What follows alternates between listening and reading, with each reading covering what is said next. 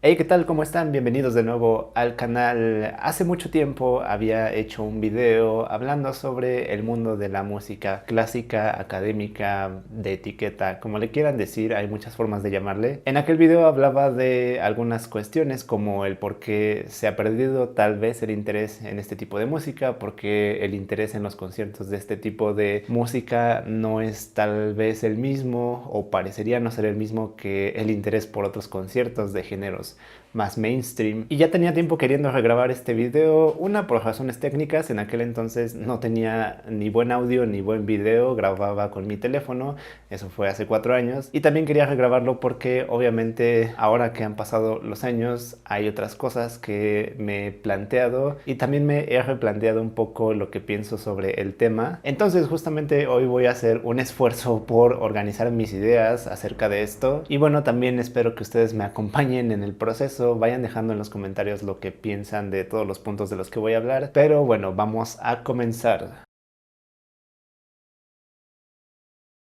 Ok, y en aquel entonces, en ese viejo video, yo justamente mencionaba algunos problemas que digamos que son los problemas de siempre que le veo a todo este mundo de la música clásica, problemas que tienen que ver no solo con la música en sí tal vez, sino también con el medio y con la gente que habita este medio. Y uno de los principales problemas que todos tenemos muy presentes es la cuestión de un cierto elitismo o tal vez ni siquiera elitismo, no sé si llamarlo una cierta actitud, un poco un sentido de superioridad de mucha gente que participa justamente de este medio, tanto de músicos como de gente que es público, no sé, toda la gente que hace posible que exista este medio musical clásico de donde se tocan a los grandes compositores. Incluso desde ese tipo de cosas ya, digamos, hay cierta actitud como de que esta música tiene un valor un poco más especial que otra. También digamos que a veces se percibe como música que tal vez es mejor intelectualmente. Es como una especie de ambiente raro que es difícil de describir. Incluso la misma seriedad que tiene. Y por ejemplo, muchos de ustedes me comentan a veces que ¿por qué no soy más activo y por qué no hago más cosas así? Y no es tanto porque yo pertenezco a este medio, o al menos eso pienso yo. Creo que tiene más que ver con mi personalidad. Siempre he sido una persona más introvertida, pero sí sé que hay mucha gente que aunque tal vez no lo sea, simplemente como que tratan de mantener esta fachada de seriedad. No sé, por ejemplo, cuando uno va a ver a una orquesta, un concierto así de este tipo de música, está como toda esta etiqueta en la que tú tienes que estar serio. Incluso en algunos lugares hay hasta una etiqueta, un código de vestido formal. Y son reglas que no están escritas, pero que sí están muy marcadas. Por ejemplo, tú vas a un concierto de música clásica y muchas veces sí sientes como cierta pesadez en la gente, como cierta actitud de oh, somos mejores porque estamos aquí. Incluso pues están todas estas cosas un tanto clichés de que cuando aplaudes entre movimientos te ven feo o te callan o si gritas, chiflas o algo. También la gente te dice que te calles porque no es lo correcto. Algo que alguna vez me pasó y me dio mucha risa fue que fui a ver un concierto en Bellas Artes aquí en la Ciudad de México y estaba tocando la orquesta de cámara, estaban tocando temas de películas y al inicio, como en todos los conciertos, decían que no había que tomar fotos ni video porque podías perturbar a los intérpretes. Y la verdad es que creo que hay cierto límite, es decir, obviamente si estás tomando fotos con flash o cosas así que sí ya sean digamos algo más molesto directamente, lo entiendo, pero no sé, tomar una foto con el celular o en silencio sin que nadie se dé cuenta creo que no tendría por qué estar prohibido. Y de hecho esto interfiere con algo de lo que voy a hablar más adelante en el video, que es la cuestión de la difusión, porque si no tienes permitido ni tomar una foto y no lo compartes, bueno, yo sé que también está esta parte de que no todo se tiene que compartir y de que no tienes por qué estar grabando todo un concierto, pero creo que sí, digamos, afecta a que la gente también se acerque a todas estas cosas. Y además en esa ocasión en específico me dio mucha risa porque yo conocía a uno de los integrantes de la orquesta, de hecho lo conozco todavía, apenas hace poco hablé con él en una entrevista que hice aquí en el canal, en un video que les dejaré por aquí. Él es contrabajista de esa orquesta y me daba risa porque este anuncio era como muy solemne, como de no molesten a los músicos, así, cuando yo sé que a esta persona que yo conozco que era contrabajista, su nombre es Enrique, yo sé que a Enrique no le importa en absoluto que si la gente está tomando fotos o no, él es la persona más relajada que conozco y seguramente así como él muchos en la orquesta, ni les va ni les viene que la gente esté haciendo ese tipo de cosas, siempre y cuando no llegues a molestar con lo que estás haciendo a la demás gente que está ahí y a los intérpretes, como ya dije. Y bueno, otro problema que en mi viejo video no había tomado tanto en cuenta era un poco la cuestión de cómo se manejan los conciertos en este medio, y es que uno de los grandes problemas que tiene ahora la gente que hace conciertos en este tipo de música es que muchas veces se programan las mismas piezas. Aquí en México, ¿cuántas veces han visto que se programe el Guapango de Moncayo, el Danzondos de Márquez? Siempre son las mismas piezas. Por ejemplo, siempre se programa Beethoven, Mozart. En cuestión de piano siempre se toca Bach, Chopin, Liszt. De conciertos para piano y orquesta, por ejemplo, casi siempre son cosas como el 2 de Rachmaninoff, como el concierto de Grieg, no sé, alguno de los de Beethoven, y ni siquiera todos, sino el Emperador, o de vez en cuando alguno de Chopin, alguno de Tchaikovsky. Y ok, sí es importante programar todas esas cosas, y sí también es importante en el sentido de que si programan una quinta sinfonía es más probable que la gente vaya y que haya ingresos para las orquestas, pero por otro lado digamos que justamente ha generado todo esto un estancamiento en cómo funciona todo este proceso de conciertos, audiencias, generar público, porque en ningún otro género musical pasa esto. O sea, imagínense que, no sé, en el medio del rock o en el medio más mainstream solamente hubiera conciertos de covers de gente ya de eras anteriores, no sé, que solamente programáramos conciertos de covers de Michael Jackson o de Madonna, que fueron artistas muy importantes, pero que obviamente no son lo que ahorita está pasando. Y yo sé que es difícil hacer comparaciones de dos medios que son radicalmente diferentes,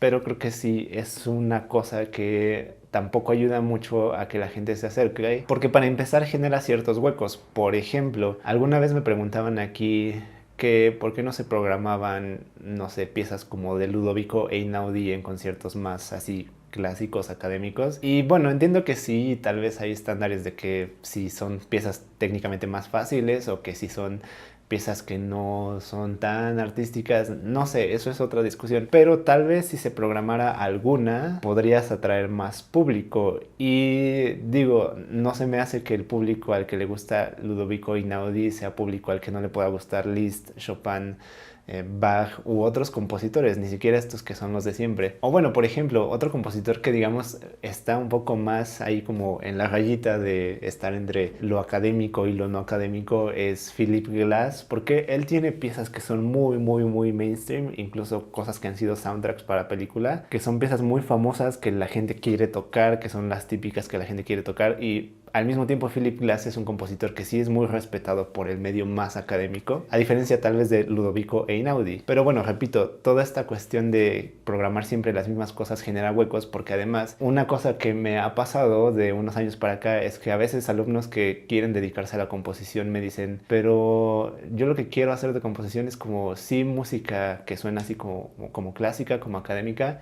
pero en las escuelas superiores no enseñan tanto eso, sino que te enseñan a componer cosas más raras, así como vanguardistas, y no es el enfoque de la mayoría de los conservatorios enseñar, por ejemplo, cómo componer un soundtrack, aunque sea una cosa sinfónica. ¿Y por qué tiene que ver esto con lo de la programación de diferentes compositores en las orquestas? Bueno, porque es muy raro que uno vea que, no sé, programen una pieza de John Williams o de Hans Zimmer junto a una pieza de Beethoven, por ejemplo, así sean piezas que ocupen orquesta sinfónica ambas. No sé, es un poco raro porque eso nunca pasa. Pero bueno, eso es todo un tema. Ahora pasamos a otro tema que también es un problema recurrente, y es el problema del dinero. Ahora, con todo esto que está pasando actualmente, de que estamos encerrados y todo lo que eso ha conllevado, algo que creo que ha sido mucho más evidente, que ya estaba ahí, pero que ahora es mucho más evidente, es que muchas veces todo este medio de la música académica, clásica, tienen un problema muy grave de hacer rentable sus actividades. Muchas orquestas a lo largo y ancho del mundo están padeciendo actualmente, muchos solistas incluso están padeciendo. Tal vez los que son más top no, porque bueno, en primera es gente que ya tiene otro nivel de vida, y en segunda es gente que, pues bueno, también en esta cuestión que tenemos ahora de salud sí se han podido mover porque sus recursos se los permiten, y no solo sus recursos monetarios, sino también sus contactos, la gente que los puede ayudar a adaptarse a las nuevas formas de hacer ahora conciertos en línea, por ejemplo. Pero justamente el que las orquestas no sean rentables en casi ninguna parte del mundo es un gran problema, y es un gran problema porque yo creo, al menos es mi opinión, que hay que ser muy realistas. Mucha gente dice que no, bueno, el gobierno debería apoyar a toda esta área de la cultura y no sé qué. Y sí, o sea, yo no discuto eso, pero también soy realista y sé que, por ejemplo, en un caso muy particular como el de nuestro país en México, eso no va a pasar. Eso no va a pasar porque hay muchas otras cosas para las que tampoco hay apoyo, y yo creo que en las prioridades de la gente que puede dar apoyo no está la cultura, simplemente. Y no creo que esas prioridades vayan a cambiar pronto para nada. Y por lo mismo de que no creo que las prioridades vayan a cambiar pronto, yo creo que, ok, sí hay que exigir y sí hay que pedir apoyo, todo eso está muy bien, pero creo que también es bueno que no seamos víctimas y que también tratemos de hacer algo por nosotros mismos. Creo que en muchas carreras y en muchas otras áreas se fomenta muchísimo esta cuestión de ser emprendedores y de tratar de tener también una cierta mente más en cuestión de negocios. Y es importante porque sí, ok, la cultura no debería ser negocio ni nada, pero también, al menos en mi opinión, debemos ser realistas en la cuestión de que necesitamos dinero para hacer arte, cultura y todo eso. Y actualmente creo que hay formas de hacer rentable lo que nosotros hacemos, pero que muchas veces simplemente la gente de nuestro medio las ignora y no se preocupa porque sea así, que sea rentable. La mayoría de las cuestiones que mencioné en el segmento anterior ya las había mencionado un tanto en mi primer video sobre este tema, pero creo que algo que ahora he agregado a todas mis reflexiones en cuanto a esto de la música académica y de por qué está en la situación en la que está, es que también pienso que es un problema que implica muchas cuestiones un poco más densas en cuanto a educación, en cuanto a sociedad y en cuanto a muchos otros factores. ¿Y a qué me refiero? Bueno, a que la educación y la cultura en cierta medida son un lujo. ¿Y por qué digo esto? Bueno, porque yo creo que algo que tiene que pasar o que es necesario para que cierta cosa te atraiga es que tienes que ser capaz de entenderlo, o de al menos identificarte un poco, o de que algo te llame la atención de esta cosa. Y creo que la música académica algo que tiene es que no siempre es fácil de digerir, y no me refiero a que tenga que ser facilona, superficial o chatarra, sino que incluso, por ejemplo, los que estudiamos música como carrera, sí te das cuenta de que no disfrutas igual, no sé, una sonata de Beethoven o algo que toques solamente escuchándola, que cuando ya la tocaste, cuando tienes idea de qué está pasando en la composición, cuando tienes idea de que si hay un tema A y un tema B, cuando tienes idea de que hay ciertas partes en la pieza. No es fácil digerir piezas enormes que en un momento pueden perder tu atención porque no estás acostumbrado a digerir algo así. Y no sé, es como cuando, por ejemplo, uno no tiene el hábito de lectura y tratas de leer algo así súper denso. Obviamente no vas a poder, o te va a costar muchísimo trabajo, y tal vez hasta lo termines odiando, te termine pareciendo aburrido. O incluso pasa con otras cosas más físicas como la bebida y la comida. Siento que sí pasa mucho también que puedes probar algo y que no te guste, y conforme pruebas cosas tal vez con sabores un poco más sofisticados, entre comillas, o más complicados, puedes empezar también a disfrutar más de ese tipo de cosas. Pero esto es algo que no viene gratis. La educación musical aquí en México, al menos, es algo casi nulo, y yo creo que mucha de la gente que tiene acceso a todas estas cosas, a conciertos, gente que desde niña tiene contacto con este tipo de cuestiones, aunque sus papás no sean músicos, o sea, simplemente gente que puede acceder más a estas cosas, es gente de cierto nivel socioeconómico hacia arriba. La gente que toma clases, la gente que puede tocar un instrumento, creo que pasa lo mismo. Y recuerdo mucho que ahora que pasó todo esto del virus, en algún momento yo escuchaba en la radio que en Italia se estaba debatiendo si las librerías deberían seguir abiertas o no, si eran esenciales o no. Y obviamente el debate en redes fue acalorado y tal, y a mí me parecía hasta cierto punto ridículo porque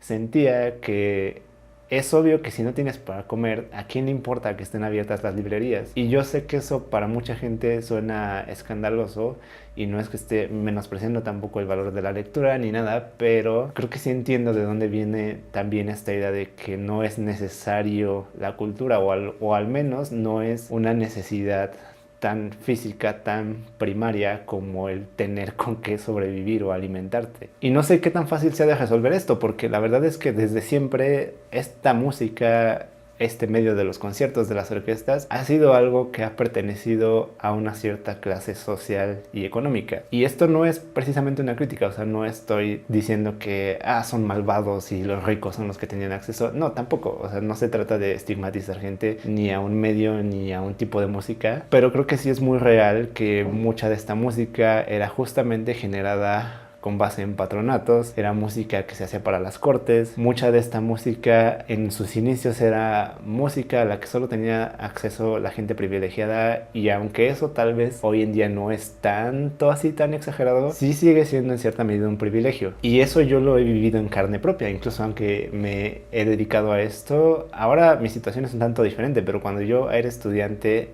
no podía trabajar tanto, no tenía dinero realmente, se me iba en los gastos de la escuela además, y eso implicó que muchas veces no pudiera ir a un concierto porque o no tenía tiempo porque tenía que dar clases, o no tenía dinero porque no podía dar tantas clases porque tenía que estudiar. Les doy un ejemplo muy real. Cuando vino Yuja Wang a México la última vez, yo no pude ir a verla porque, número uno, no tenía tiempo, y bueno, ok, podía haberme hecho tiempo, pero sí representaba un gasto difícil para mí, lo cual se me hace también bastante irónico y un poco triste a la distancia, porque supongo que yo, que me estoy dedicando a esto, uno pensaría que debería poder acceder a esas cosas, o que tal vez podría aprovechar un poco más el escuchar a un artista así, ¿no?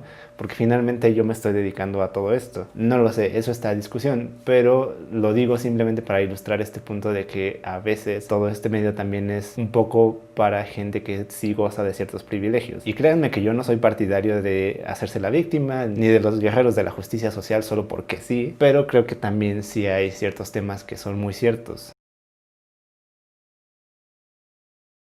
Pero bueno, y ahora que después de todo este panorama un tanto oscuro y denso, en realidad, ¿qué pienso o cómo veo el estado de la música académica y de los conciertos? ¿Y qué podemos hacer al respecto? ¿Está bien el estado en el que estamos? ¿Está mal? La verdad es que yo ahora estoy en un punto un poco más intermedio. Creo que por bastante tiempo sí estaba yo así como pensando, no, sí, este medio ya se va al caño y la gente no va a los conciertos y etcétera. Como ya enlisté aquí en este largo video, hay muchos problemas a resolver. Pero por ejemplo, toda esta crisis, una vez más, del virus, creo que ha traído cosas que son buenas. Por ejemplo, ahora muchos artistas y muchas orquestas, muchos conciertos se están dando en línea. Creo que no todos van a quedarse después de que todo esto pase. Creo que sí vamos a regresar mucho a nuestro paradigma normal, pero también creo que sí va a haber mucha mayor oferta, y eso genera que más gente se pueda acercar. Ahora también la gente que tiene internet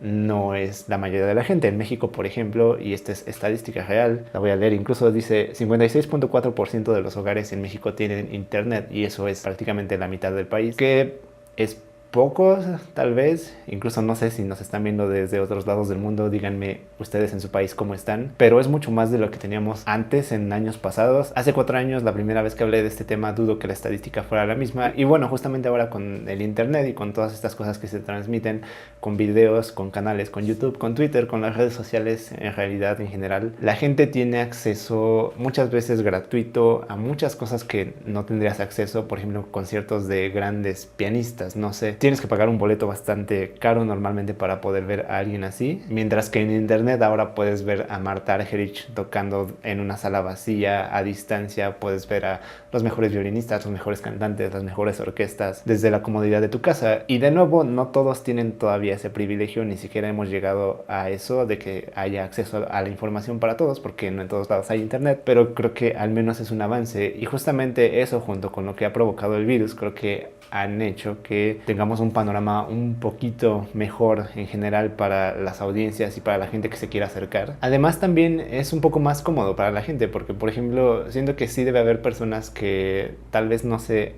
atreverían o no se sentirían cómodos yendo a un recinto como el Palacio de Bellas Artes a ver un concierto. No sé, porque tal vez no se sientan cómodas con todo este ambiente rígido del que ya les hablé, pero tal vez desde la comodidad de su casa sí puedan disfrutar de este tipo de música. Creo que además esto de que ahora todo tenga que ser a distancia ha permitido ver cierto lado más humano de todo este medio que a veces es un tanto rígido. Por ejemplo, ahora hemos visto a grandes músicos tocar desde sus casas, en sus salas, vestidos muchas veces del diario como si nada, en lugar de tener el smoking, el traje y todas estas cuestiones, que igual son cosas que ya se han empezado a cuestionar incluso en la modalidad de tocar en vivo. Pero bueno, ahora sí, como la gente puede disfrutar de aventarse una serie en su plataforma preferida, también pueden disfrutar de un concierto desde su casa y tal vez les sea más cómodo. Incluso hasta tienen la facilidad de algo que en algún momento leí, y era que se sugería que por qué no podíamos entrar a los conciertos con, no sé, bebidas o con